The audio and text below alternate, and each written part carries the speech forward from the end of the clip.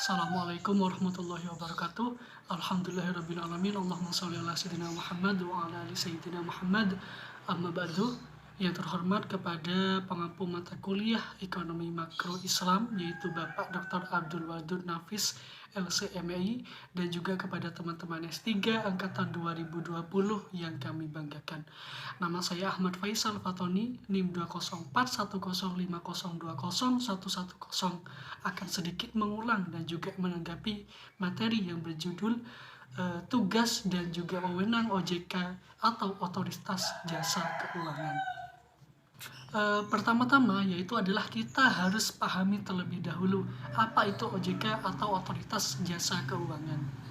OJK adalah sebuah lembaga negara yang memiliki fungsi dan juga tugas dalam penyelenggaraan sistem yang mengatur dan juga pengawasan terhadap industri jasa keuangan secara terintegrasi.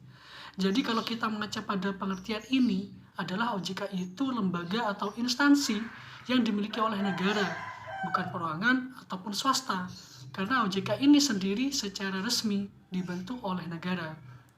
Dalam pelaksanaannya diatur oleh undang-undang, sehingga dalam pelaksanaan ini jelas dan teratur atau yang disebut terintegrasi.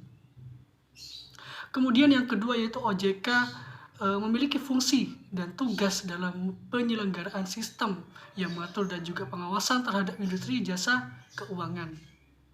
Jadi tugasnya itu mengatur dan juga mengawasi jasa atau lembaga keuangan, baik itu perbankan ataupun non-perbankan.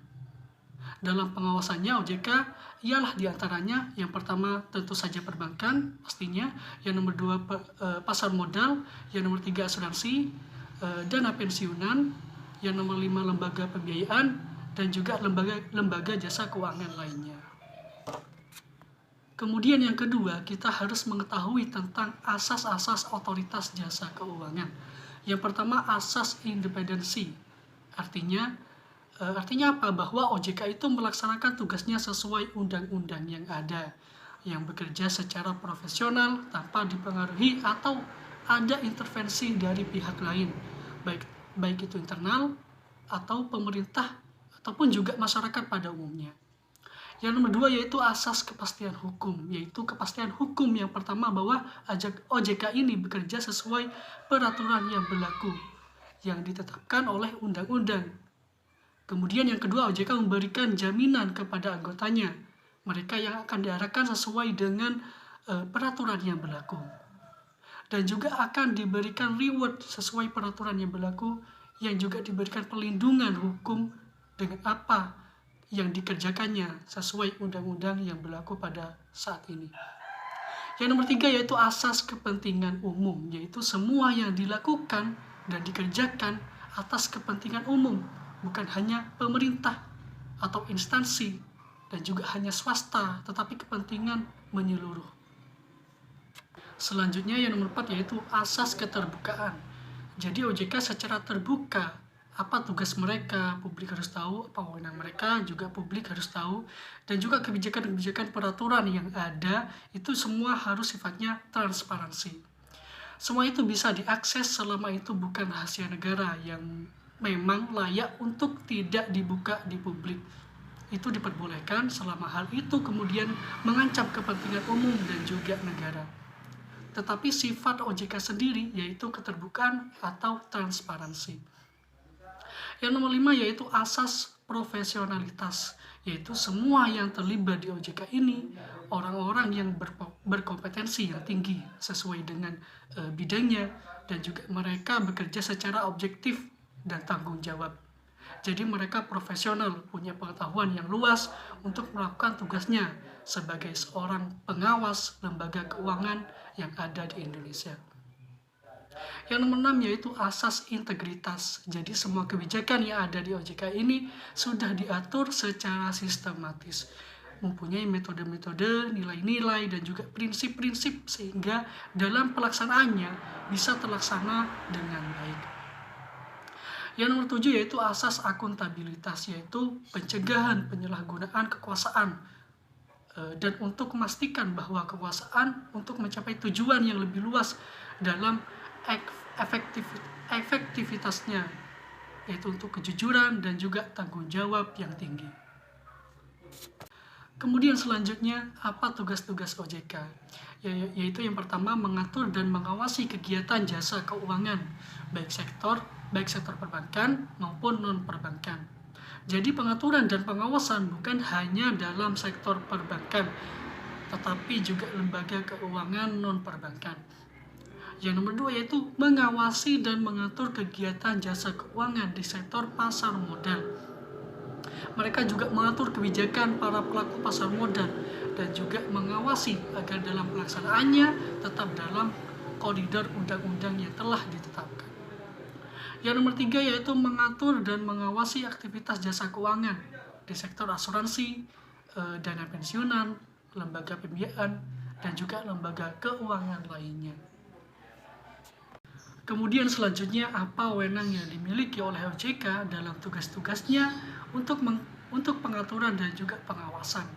Yang pertama, menetapkan peraturan perundang-undangan di industri jasa keuangan. Yang nomor 2, OJK dapat membuat dan juga menetapkan peraturan tentang pengawasan di industri jasa keuangan. Yang nomor 3, OJK dapat membuat dan menetapkan kebijakan tentang pelaksanaan tugas OJK itu sendiri. Yang nomor 4, mengatur tentang tata cara pengelolaan statuter di lembaga jasa keuangan. Yang nomor 5 yaitu mengatur tentang struktur organisasi dan juga infrastruktur penunjang serta pengelolaan kekayaan dan juga kewajiban. Yang nomor 6